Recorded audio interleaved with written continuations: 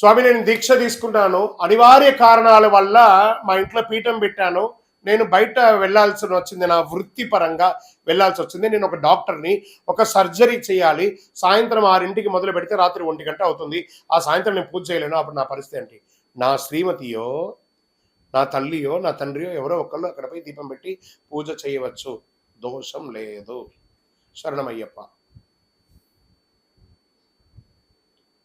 స్వామి నేను ఒక డాక్టర్ని, నేను గవర్నమెంట్ డాక్టర్లో ఉంటానండి.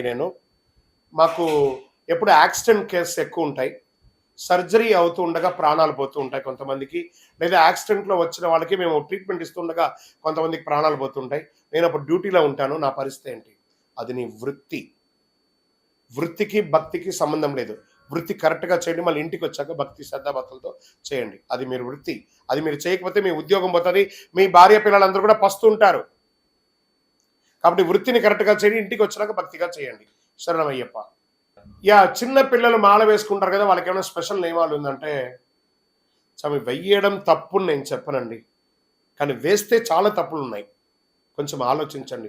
మరి చిన్న పిల్లలకి మాల వేసి వాళ్ళు ఆ మాల ఉత్సాహంతో స్కూల్లో ఎగ్గొట్టి, ఆ స్కూల్కి అన్యూనిఫామ్గా వెళ్ళి ఆ మేనేజ్మెంట్ మీ దగ్గర గొడవ పడి, పిల్లలకి ఇప్పటి నుంచే మీరు నెగిటివ్ని క్రియేట్ చేస్తున్నారు. ఓహో మనం స్కూల్ మేనేజ్మెంట్ని ఇప్పుడే మనం బెదిరించవచ్చని.